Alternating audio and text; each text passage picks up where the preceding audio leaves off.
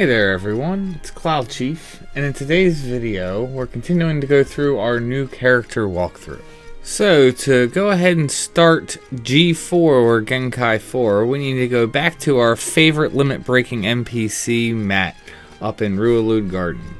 You want to make sure you take note of what Maat tells you, because for this, he's going to have you go trade an item to 4 random NPCs all in different towns. So it's going to be different for every person that goes through this. There will be one person you need to trade an item to in Bastok, one in Sandoria, one in Windurst, and then one in either Mora or Selbina.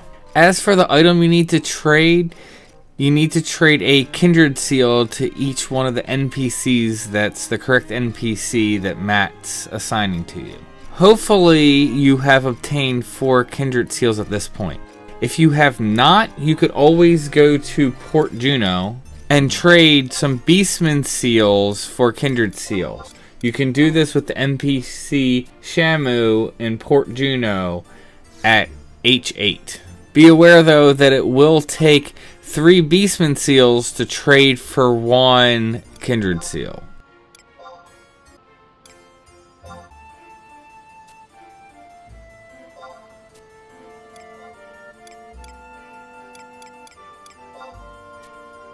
If you also really need to, you could potentially get a kindred seal from a greeter Moogle if there is a logging campaign going in port of one of the 3 main cities.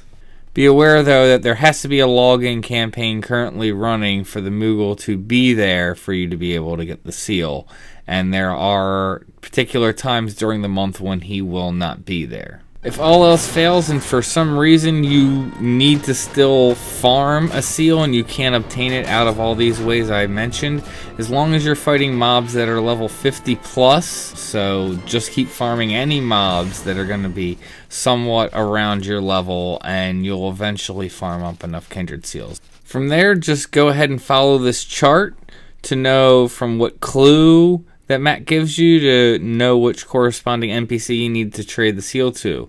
After you've traded all 4 seals, just go ahead and head back to Matt, and congratulations, you are now able to level up to level 70. So now let's move on to G5, and better known as the actual Matt fight.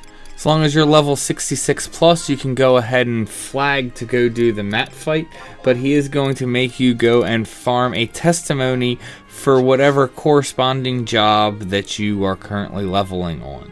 Be aware though that you can only do this with the original 15 jobs from the original game and Zillarts. For Blue Mage, Puppet Master, Corsair, Scholar, Dancer, Rune Fencer, and Geo, they all have their own corresponding quests that is similar to this to be able to get to 75. I'm going to highly recommend that you complete this quest on one of the original 15 jobs, and once it's done, you can level any job up to whatever level that you break the limit with. So to go ahead and farm a test, you typically need to fight mobs that are in the range of about 65 to 75 that are the corresponding job, and they will very likely drop a testament. While the list of mobs that can drop tests can vary greatly, I'm going to go over a little more than a handful of zones that you can go to that will typically have the mobs that you need to be able to farm a test. So you would very likely want to go to either Devoy, Monastic Cavern, Bedeau, Castle Ostrosia, Quicksand Caves, Temple of Ugalephi, Den of Rancor, or Guztav Tunnel. This is not by any means all the places you can go to potentially farm a testament. However, all 15 jobs are covered in all these areas, and I would typically recommend sticking to one of these. You can refer to this chart going over each zone for what mobs are in the zone that can drop a corresponding test, and there is some overlap. Also be aware that Thief needs to steal from a thief mob, and you will steal the Thief Testament. You cannot kill the mob and get a drop from the mob. It has to be stolen. The only exception for the Thief Testament is it does drop from killing the mob from a NM that spawns every 24 minutes in Den of Rancor. However, this NM is very difficult to get to, so you would likely be better off just trying to steal it from mobs off the list. Once you have the test, go ahead and head back to Matt and trade him the test, and he will go ahead and warp you to where you will actually go and fight Matt.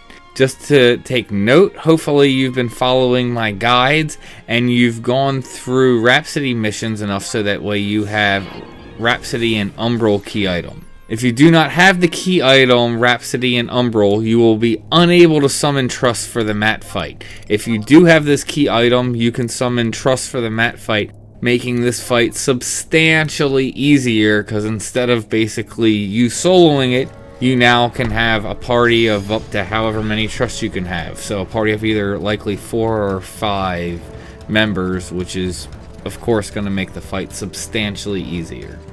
Also, if Matt warps you to a zone that you haven't been to, go ahead and backtrack so that way you're going away from the BCNM, where you'll likely zone back out to the zone, and there should be a home point right there. So that way you're getting a home point to an area that you haven't been to. Of course, if you've already been to this area for, say, when you were doing 2-3, then you wouldn't need to worry about getting the home point. But it is nice to get a home point if it is a place like Fei Yin that you haven't been to yet. So whenever you're ready, go ahead and trade the test to the BCNM, and then you'll go in, summon and prep for the fight, and then go ahead and fight Matt.